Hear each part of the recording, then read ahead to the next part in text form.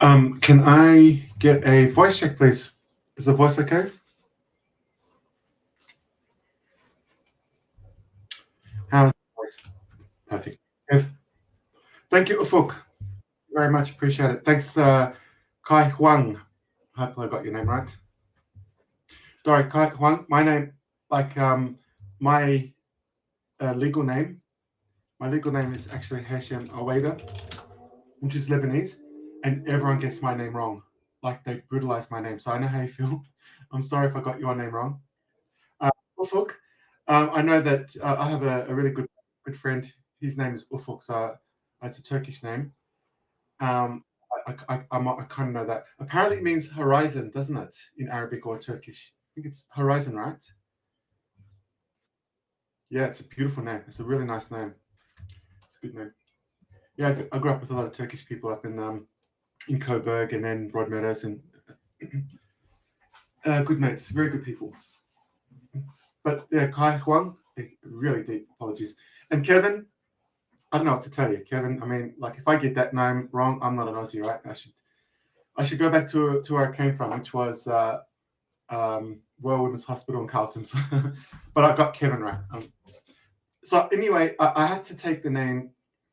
So when I first got a job, and I left high school, and I got a job, at Harvey Norman. I worked as a salesperson at Harvey Norman, and they said, "What's your name?" I say, "My name's Hashem," and they go, "Horsham?" I go, "No, Hashem." Hash? No. Hashem. Or make it easy for Hashem. And he goes, "Nah, I'm going to call you Harry." So from then it just stuck from that point. I thought, you know what, I'm just going to stick with that. So yeah, that's how I ended up with Harry. Awesome. Okay, let's get this show on the road. I'm glad you're all here because we're going to talk about assignment 1 today. Let's go and grab that material. So I'm using the PowerPoint presentation that I designed for this because I've taught this class a couple of times before. So I kind of know everything pretty much off by heart. But I just want to double check that I haven't missed anything because it's not really good to just presume that everything's the same. I've gone through this a couple of times. I just want to double check something really, really quickly to make sure nothing is changed. Yeah, so we're going to talk a little bit about the layer 2 data link and also assignments. By the way, I really like this assignment. This is, you know what? I say this to every class. But for this class, I actually mean it. Okay? But don't tell the other guys. The assignment 1 for this class is my favorite assignment that I teach. Like, just don't tell anyone. Don't tell my colleagues. Don't tell the other students.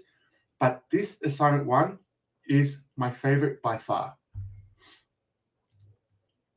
So I'm really excited to teach this, to help you with this one. And the reason why it's my favorite, you're going to laugh at me.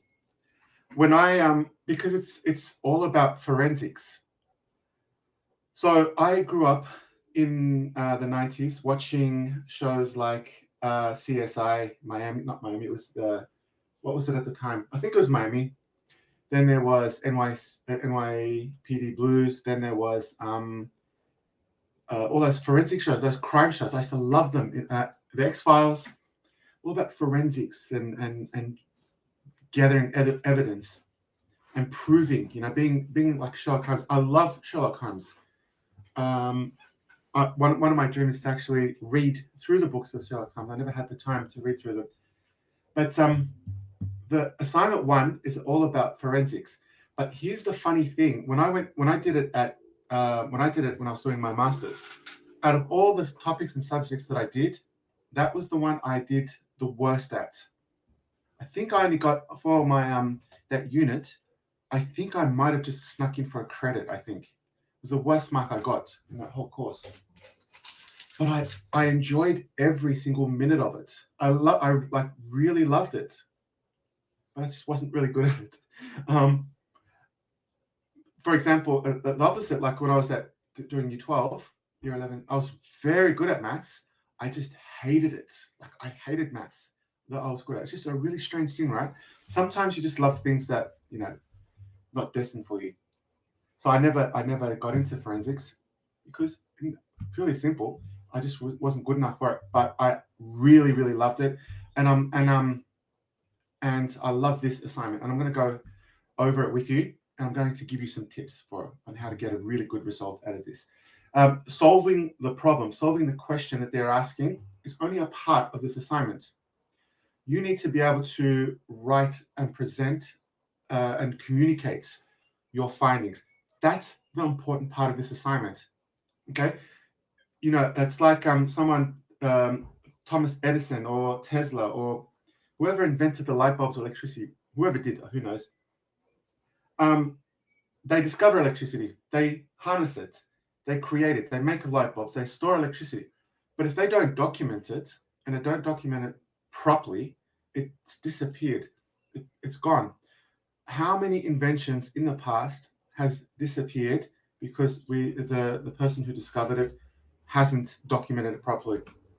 Who knows? Maybe someone's discovered teleportation or time travel and didn't document their findings. Imagine what's missing. So documenting your findings in this assignment is really, really, really, really critical. Now, what I want to talk to you about is the data link layer. I don't really have too much on the data link layer, but let me do a bit of a discussion on it. On data link. So I know that the way that this unit sets out, it has a top-down approach on the OSI model. Okay, and I only get you for an hour a week, so I don't get enough time to go through the OSI model that much. And the OSI model is absolutely useless and pointless because no one uses it as a protocol, as like programmers and networkers. For that purpose, it's useless. They use the TCP/IP model instead. But as a learning tool, as a research tool, it is far from useless. It's the opposite. It is really, really, really important, the OSI model, just as a learning tool. And when we troubleshoot as well, we use the terminology in the OSI model. So if I say to you, and this is a question that I want someone to answer if you want to. Remember, there's no such thing as a bad answer or wrong answer. We're just having a chat. We're just buddies having a coffee together, having a chat. So if I've got a layer 2 issue, okay, someone give me, or some people give me an example of layer 2 problems. Go for it. You do that while I just write something on the board here. Come on, don't be afraid. I won't attack you unless you've got a falafel there and I want it. I'll attack you if you've got a falafel or shawarma or something. Or doner kebab. Oh, wow. But other than that, I won't attack you. I'm harmless. No answers? Come on. Layer 2, troubleshooting. What could go wrong at layer 2? This is important because when we're doing assignment 1, we want to gather evidence to prove that someone has done something. Okay? We want to prove them at all of these layers. This is what we're training you for. In your report, you have to prove to us that someone has done something and get all the evidence at all these different layers. No? No? Okay, no worries. I'm not going to torture you any further. Layer 2, we're going to talk about MAC addresses. So if, for example, someone comes to you and says, the internet's down, the internet's gone, I can't get my emails, the internet's collapsed. First of all, if the internet was down, there'd be chaos in the streets. People will be beating each other up. The internet's not down. The problem is, it could be the problem could be at any of these levels. But if a port on a switch does not work anymore, that is a layer 2 problem. If a MAC address has been spoofed, meaning an attacker has come into your organization, brought out a Kali Linux machine or a Paris OS operating system, has captured and understood what MAC addresses are on the network. Remember, the way that MAC addresses communicate with each other on a local area network is extremely unsecure. Very, very, very poor security at a layer 2 level. Very poor. So an attacker can grab that MAC address, spoof it, and tell everyone else on the network that they are that computer, and everyone communicates with that computer from now on. So that's a layer 2 problem, and that's the data link layer. So at the data link layer, we're talking about switches, and we're talking about network interface cards, our NICs. We're talking about our wireless adapter. So the data link layer, really, technically, it really should be layer 1 and 2 combined. In actual fact, the TCP model really actually does that, combines the two, layer 1 and 2 in the one layer, right? But OSI, they do separate. So the data link layer is saying, okay, I've got an IP address. I need to send this packet off somewhere. No problems. Let's encapsulate that IP packet in a frame, which is a frame, which is what you put IP packets into, and then at the layer 2 level, and let's communicate via MAC addresses. So that's the access. The data link layer is a very, very critical component. Tough crowd today. No one wanted to have a bite for that one. All right, so we've done the data link. We did a bit of an OSI model. Before I get into the assignment level, I just want to get up Wireshark, and I just want to give you a couple of tips. But I'm not going to do this completely for you. I'm just going to give you some tips to help you find some of these assignments, some of these issues with the assignments. Actually, you know what? No, I'm going to come back to this. Let's look at the assignments. So what is the assignment? So first of all, it is a report, 1,500 words, minus plus 10%, 15-minute video presentation. So I will watch your video presentations, and I have a rubrics that I'll show you what I'm going to mark from, and then each section I then make a judgment, and I have a look at it, and I think that's where I think that this should be marked. And let me show you what that looks like, because I want you to know exactly how we mark this. And also it's good for you because you can mark your own work before submitting it to us, and then you can get an expectation of what you'll be getting as a score. So let's have a look at the rub.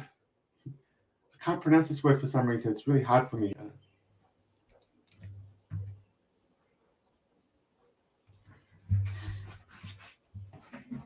Rubric. Rubric. So let's have a look at this rubric. Okay. So now let me just. I'm just going to get. Just going to jump out of that because I want to change the screen orientation so you get a better view of this.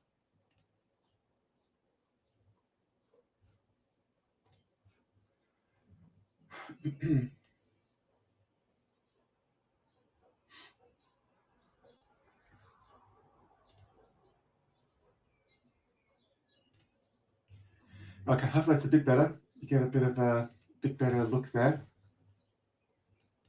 All right, so if we go over to the rubric, and let's have a look. So what happens is this. I read your report. I read your analysis, your investigation. You've done your forensics. You've come up with what you think is a solution or an idea of what's happening, and you write the report. And in that report, and I'll tell you what the expectation is here, but you are identifying data flows and traffics in a PCAP file that we give you. A PCAP file is a recording of network traffic that's happened in the past. Okay, so we've captured packets and data on Wireshark, for example, could be something else, but usually Wireshark. We've saved it, and now we're analyzing it. So you have to tell us what is happening on the network. So if you do that well, and you do that at really high quality, develop the skill of identifying data traffic flows and validate it appropriately. If you have done that, then you get a score of between 7.99 points and 10. And how well you do that, that's my job as your OLA and unit coordinator to make a judgment if it falls in that. Okay. If it's a little bit below, then I will select where I think I've got to make that judgment call. This one is, and that's worth 10% of that particular mark. Then you have to analyze and investigate itemized traffic flow. So once you've identified traffic flow, say from one person has done something, you've identified that, say, Mr. Smith went out and went to football.com. You've identified that. And then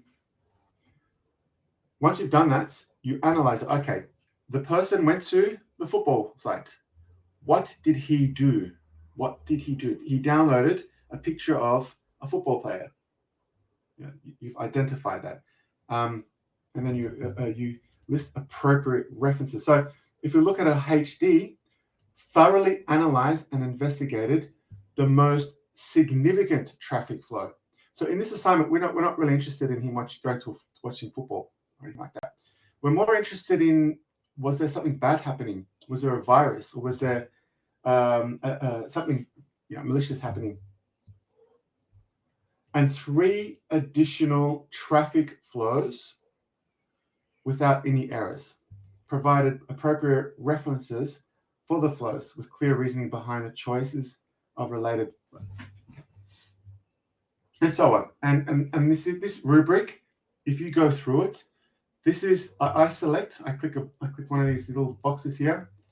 I get the total, and then I make a judgment call whereabouts on that range that it fits. And then at the end, it calculates that for me. Maximum amount is 100 points for that assignment. Is it 20? Is it 80 points? Is it 50, 60 points? That works it out, and that's how you get your mark. That's how we mark it in this scenario. So no surprises here. Once you finish your assignment, go into this rubric and mark yourself. That's a really good strategy if you want to get a good score. Be critical of yourself. Be harsh on yourself, and then you can make that adjustments. Don't just go and write something because you feel that that's what you should be writing. What you should be writing is here. Now, with the video portion of it, it's worth 50% altogether. Now, this one is an easy 10%, really, to be honest. As long as you speak well, you don't have to be who's a really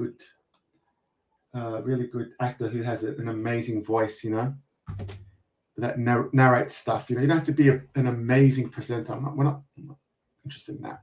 Just speaking well, in a well paced, not rushing, not just talking quickly, but nice and well paced, easy to understand, easy to understand the message you're saying. It's professional, remember?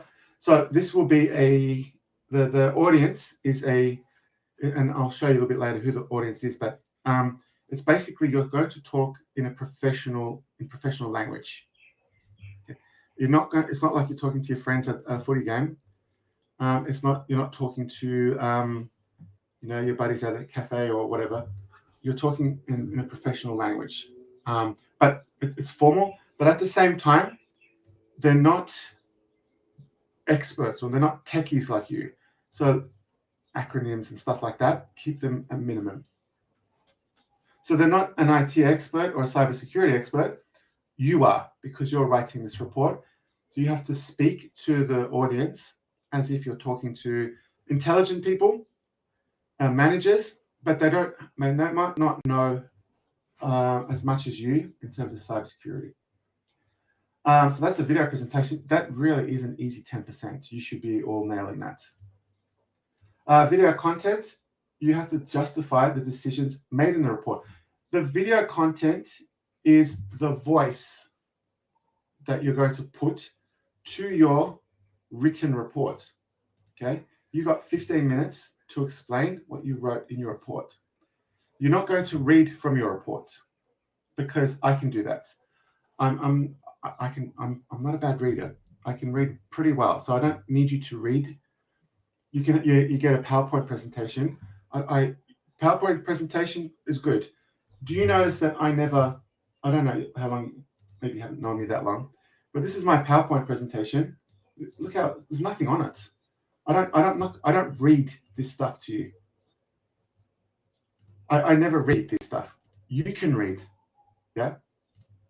So I'm not going to read this all to you because I know that you've got to this stage, you've passed your English assessments to get here. And that's just PowerPoint presentations there to remind you and keep you on target, keep you on the flow that you want to go through. All right.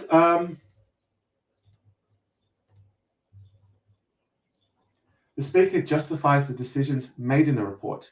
So you're saying, look, I believe that Mr. Smith downloaded a picture of a football player, and that was against the company's policies because Mr. Smith signed an acceptable use policy, which does not allow members of the organization to look at non-work related material, something like that. You say that, you use your voice.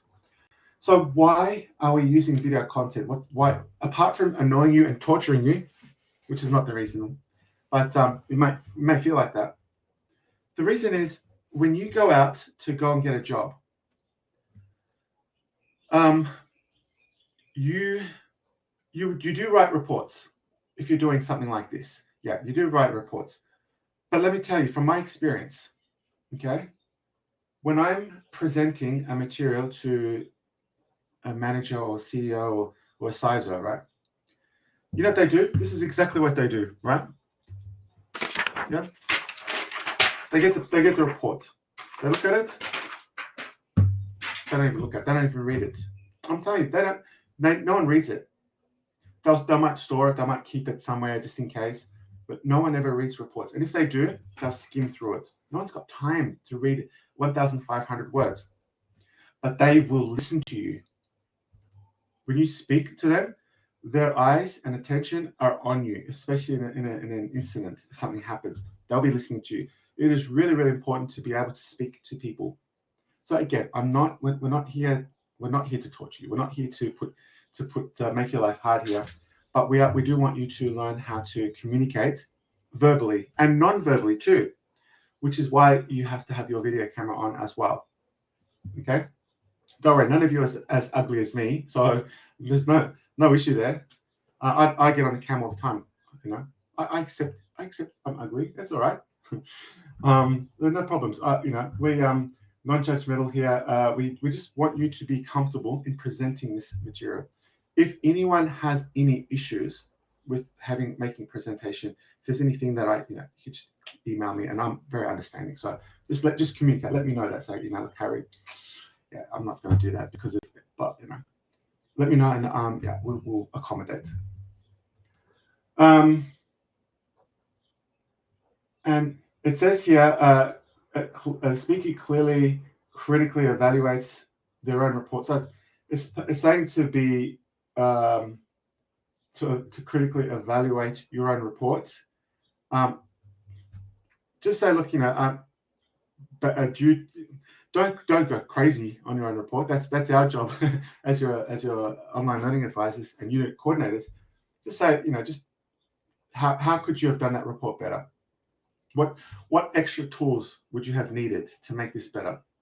So you just mentioned that when you're talking to us. So you might say something like, I had, based on this limited information, if I had more reports, maybe firewall reports, maybe if I had contact with the ISP, based on this limited information I have, I could have done better if I had more information. Something like that.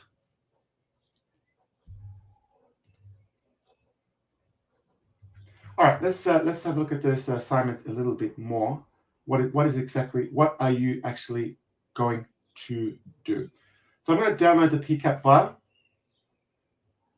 I'm just going to open that, and that'll open up in a Wireshark, which will pop up over here. I don't want to do that. So this PCAP file, okay, has already generated. So you don't generate anything, okay? This file is given to you. Now, what I might do is I'm going to actually, I'm going to make a new one, and I'll show you how we actually get this PCAP file, because you might be interested in this. Just gonna.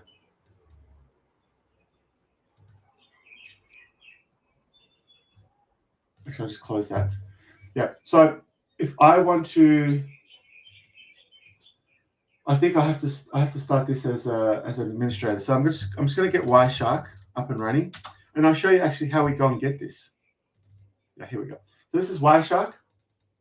I press the shark fin there, and I'm going to start capturing packets.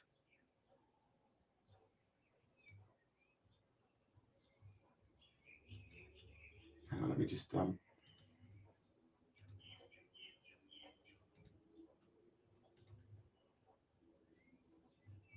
okay, I have to capture it from the Ethernet port. There we go. Yeah, so now I'm capturing packets here, and there's a lot going on because I'm talking to you over we're using UDP. This UDP packets, that's because we're going live. We're having a live discussion, and that's going to be UDP. We've got some TP CCP stuff. We've got so this is live. If I press stop, and then I go to File, Save As, then I can save this file. I don't know, UDP file, whatever, and it saves it as a PCAP NG. You can do it PCAP, you can do it whatever you like. You can save that, save it, and then I can go back and investigate that file later.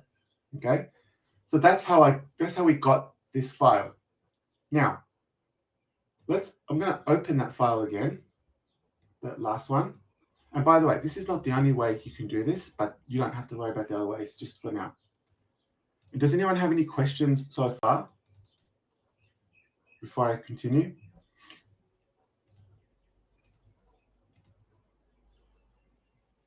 All right. So this is the file so far. Your job is to go through all of these records and find something. That's all I'll say for now. Have a look and see if you can do some investigation and see what is happening. Okay. Now, what are we looking for? All right. Let's have a look at PowerPoint presentation here. So this is what we're looking for. These are our stakeholders. These are our members, right, that work here. The CEO, her name is Naomi. Then there's Katie Fitzsimmons, Jeanette Williams, Takashi, there's a security architect, John, Bill, Rory, Kara, and Shannon. These are the workers in this organization. So what you give you a bit of a hint. What you could do, and it's up to you how you write this style, is describe the activities and events and the files that Naomi may or may not have sent or downloaded, and you're documenting everything that Naomi did in that particular packet tracer file, PCAP file. Sorry. You do the same with Katie. You do the same with Jeanette and Takachi and John, Bill, Rory. So you're investigating everything that these people have been doing during that period of time, and mention anything that's relevant. Again, if they're downloading a picture of Mickey Mouse, I mean, is that a bad thing? I'm probably not interested in that. So, and alert. So this is pay attention time now. This is the red bull if you've got any time. An alert was flagged that a potential malware file was found on an FTP server. Attention. That's a big clue. Very, very big clue. Okay. FTP server. Interesting. Malware file. A malware file. Potential malware file. How do we know if it's malware, by the way? And how do we download that file if all we get is just all those lines of codes, all of those the traffic capture? How do we look for a file, put it together? I'm giving you too much. I'm giving you a lot of hints here. We put it together, and then what?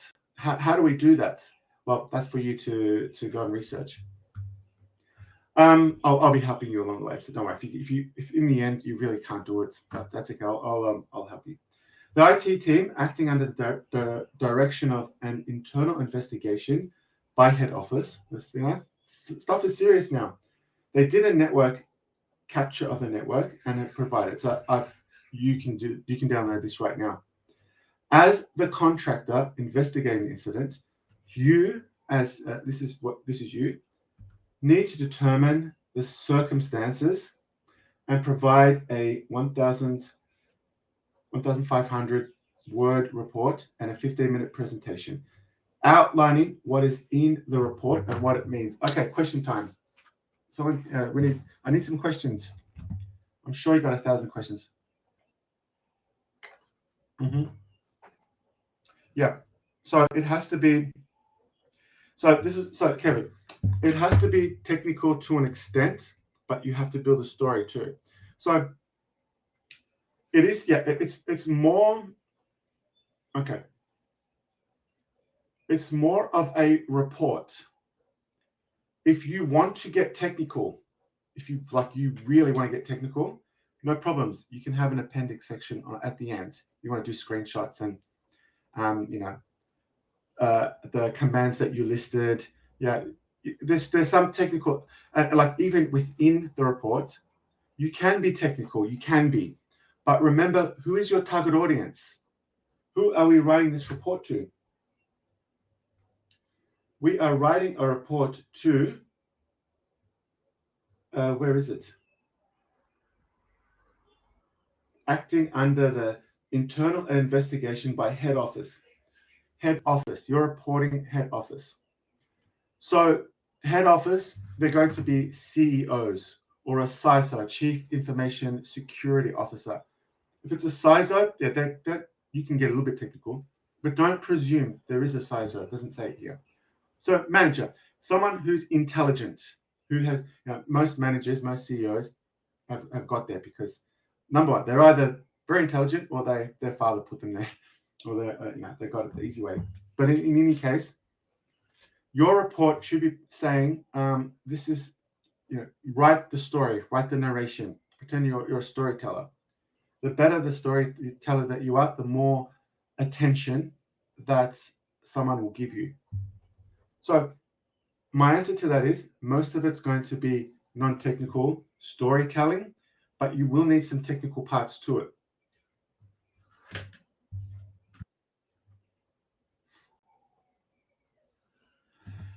So if you need to, if you believe if you believe that adding screenshots of your packet capture, if you think that that's going to assist you in your report, then you can put that in for appendices. But I would suggest, excuse me, do that, okay? And that won't count towards your word count. But might I suggest maybe something a bit more, so what I'm trying to say to you, I want you to make it interesting and engaging. This is an interesting and engaging topic. It's not a one of these boring textbooks or like year 11 math methods or special stuff, nothing like that. This is more of a storytelling. Forensics reports, they do have a big technical aspect to it, but I want you to write a story about this. I want you to explain what happened. Now and then, maybe put a screenshot. Now and then say, look, I ran, so this, what I did is I searched the FTP server with a particular command, which I'm not going to tell you yet. And the findings from running this command is this, XYZ.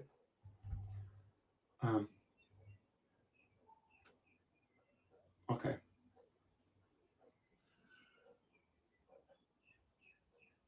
All right. All right. So, yeah. Now you can edit. Of course you can, Kevin. Absolutely, if you want to. But don't spend too much time on it. Don't go like, don't do a Steven Spielberg edit or something, anything like that.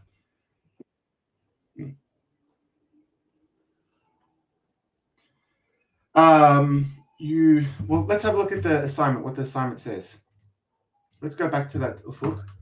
What is the assignment saying to us? We'll read this. This will help us so that I can give you a definite answer instead of assuming.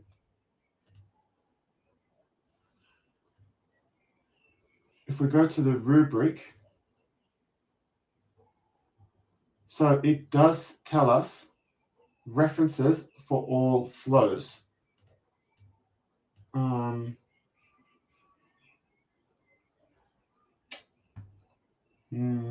it doesn't tell us, it doesn't really say to us, go out and list 20 references, does it?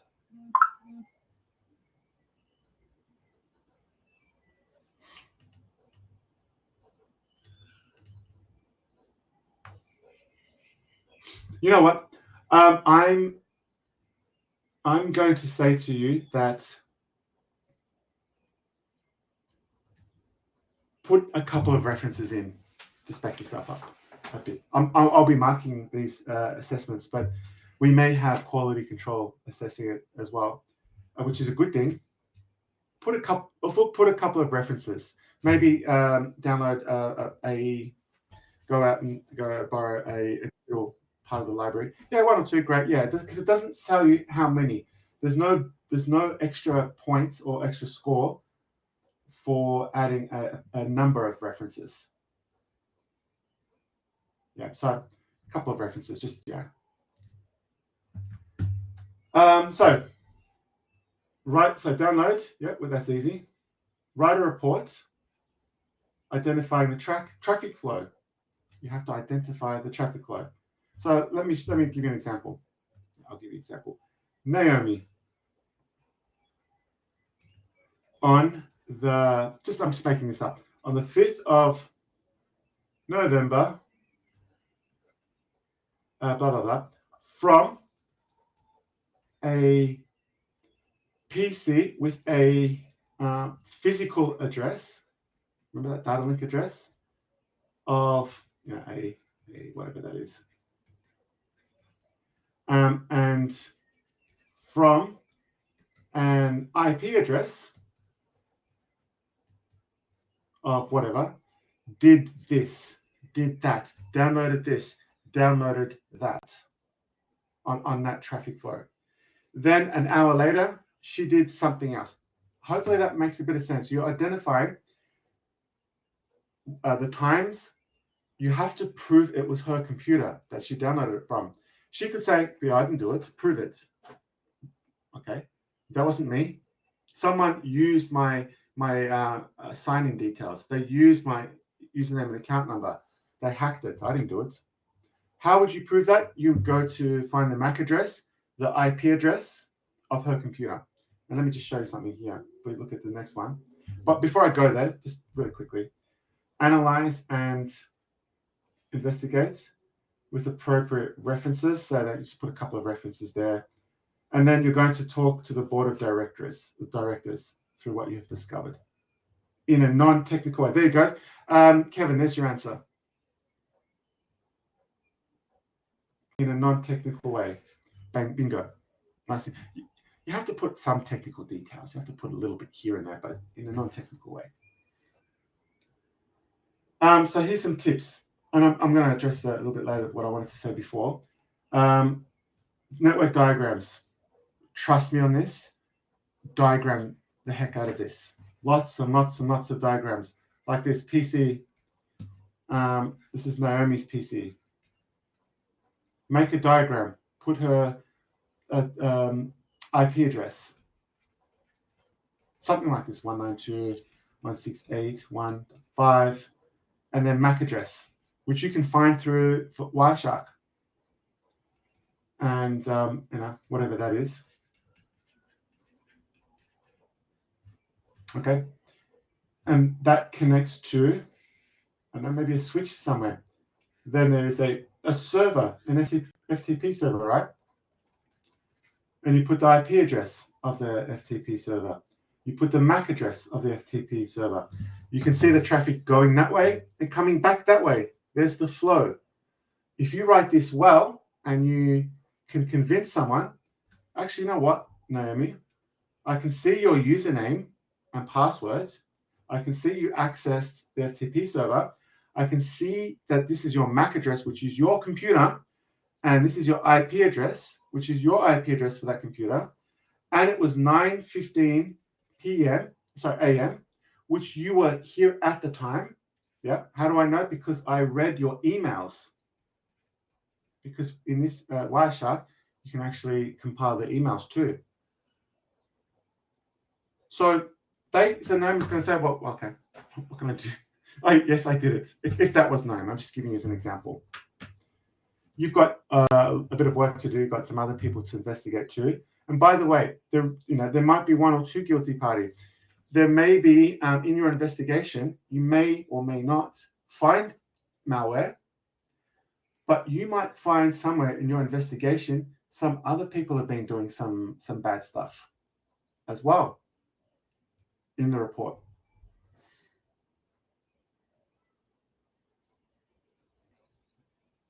These are the following.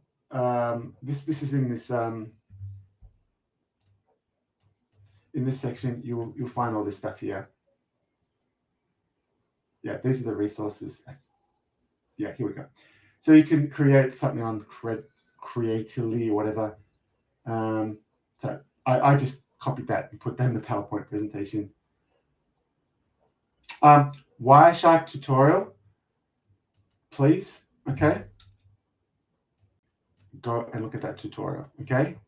That's going to tell you, that tutorial is going to tell you, I wonder if I can get it. Yeah, this Wireshark tutorial, this is going to tell you how to extract a file, like a file that's been transmitted. And that's not it, is it? Is it? Is that what we're looking for? I can't recall. Oh, here we go. Yeah. So look at this tutorial. This tutorial is going to tell you how to find information in the flow of the traffic and how to extract files from that network flow. You can go and you can get help other ways. You can go look at other websites if you prefer something. So you can see here that this is done here if you want to extract a HTML, a web page, an actual web, if you want to reconstruct a web page, this is telling you how to do it.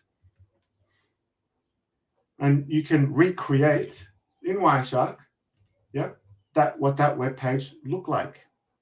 Can I ask you guys, how do you think forensic experts know what web pages that you go to, or what files you download, what pictures or images or audio? They get something like Wireshark, maybe if it's not Wireshark, something similar, and then they get the forensics and they rebuild it.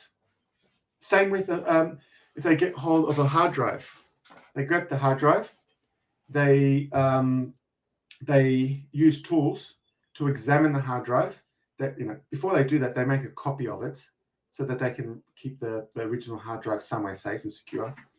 On that copy, they go and they use so many tools to reconstruct the file structure of the hard drive.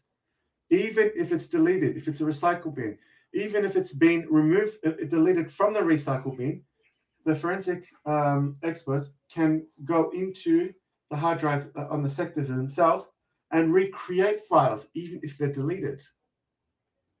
So this is forensics. Really interesting topic, actually. Exporting files from SMB traffic.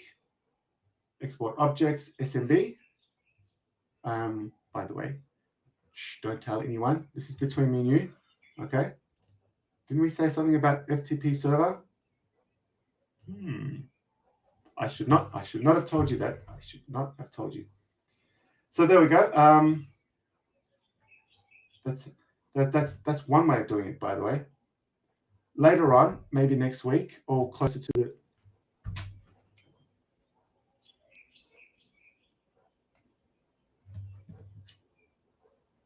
I have to do something about these headphones. They automatically turn off if I don't get any sound coming through. Anyway, so yeah, that's how to export objects. There's another way, which I'll show you later on.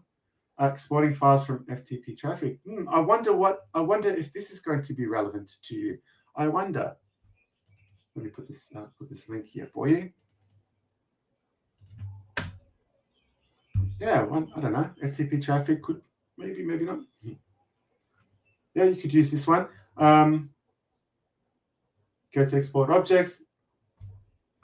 Yeah. Perhaps not. Maybe. Look at this tutorial, okay, everyone? And this is another way you can do it. This is another way. Yeah. Trust me. Read this tutorial. This will help you with your assignments. Okay, so we are almost running out of time. What else do I need to talk to you about?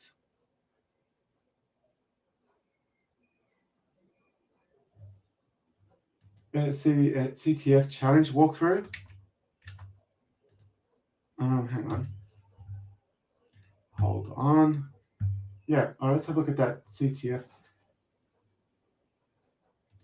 Oh, okay, yep. Look at this one too. This is a good one. I guess. Yeah. This one is you know why? Look at that. Login details. Who am I? What the commands they actually did. Maybe, I don't know, username, password could come up. There you got username and stuff like that. The shadow file. This is for Linux users. You don't have to worry. You don't have to do this exactly, but this is going to give you a hint. You can go follow and go to the TCP stream within Wireshark, and maybe you can reconstruct, accessing something where you put username and password. This lab, by the way, in reality, you're never going to get it this easy, by the way, because everything is done in HTTPS. Everything's secured. You're not going to use FTP in an enterprise organization. FTP is not the most secure. You're going to use other servers, other tools. Like NTFS is much. SMB is going to be more secure, and there's other technologies that you'd be using encryption over network. All right. Yeah. So this is an example diagram. So you could do something like this is the FTP server. That's the IP address, and then you'd write the MAC address, as an example, whatever that is. Maybe that's Naomi's computer, and so forth. So that's what you get if you. That's the score for this, and I put this here because I really want you all to get that. I am an ultra positive person. I'm a very, very, very half glass full kind of guy, and I will find ways to give you to increase your score. I work, I want you to do really well, but you have to earn it, of course. Nothing is ever given to you free. But this is. Let me just check up what the total score is. It will be 40% of your mark. That's significant. You do well here, then you're set up for the rest of the unit. Yep. If you get, say, like an 80 out of 100, that's actually you're doing well. You're going to pass pretty much, as long as you do pretty okay in the other one. So I like my philosophy on life is at the beginning get a really good start, then you can see how you go. Instead of doing poor and then improve a bit, I like to go hard at the beginning, and then stay consistent if I can. So these are some filters. So this is when you're Wireshark. If you want, Wireshark, not Fireshark. Wireshark. These are some filters that you can use. If you watch the tutorials, these will make sense. Okay, they'll make sense to you. You can search for IP addresses. IP address, IP destination. Where is this traffic going to? IP source. Where is it coming from? Interesting. Then we've got TCP over here. This is your layer 4 stuff, transport layer. And same with UDP. Frame relay. This is your layer 2 stuff. And this is your application level stuff over here. HTTP, your routing protocols. So have a look. Okay. Now, just in case you don't know what FTP is, basically, your computer right now could be an FTP server, but it is a very lightweight kind of server. It's really easy to set up. You can put a username and password. There's very, very little security, not much encryption going on. But your computer over here can access an FTP server by, FTP. I can never remember if it's backward / or / I always forget it. You put the IP address, for example, or if you've got DNS, put the computer name, and then the file name. So, for example, harry.jpg.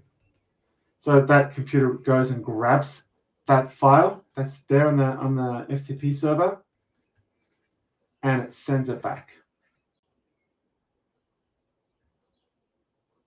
It could be between the same location, or it could be over the internet. Yeah, so you're going to use, and this is a bit of a hint if you're trying to search for the FTP server. The FTP server operates on port 21 for communication and 20 for the data being transferred. So if you're looking for the data, then you're searching, you're looking for port number, the layer 4 addressing, which is the port number there.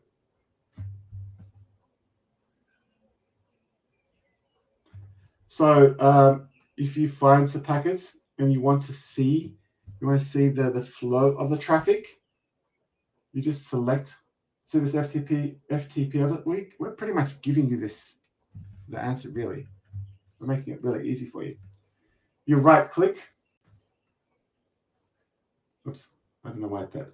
Wow. That's going crazy. So you right click and then follow and then TCP stream. Then you can see the flow of that FTP transaction. Or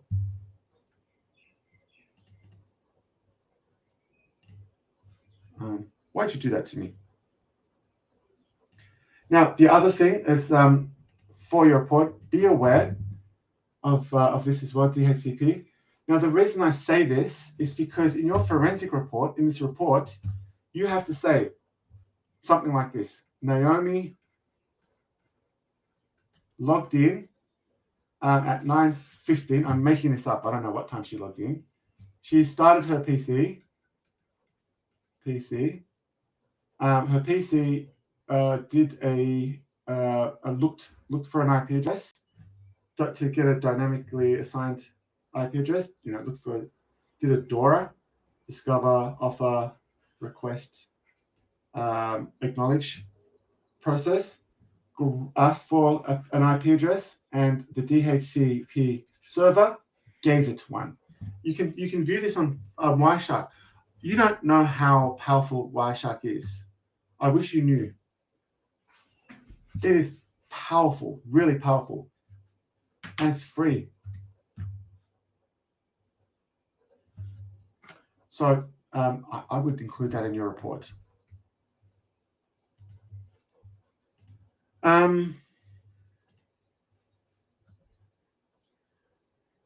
Yeah, so you can, so if you up here, it's a bit hard to see, but yeah, you can see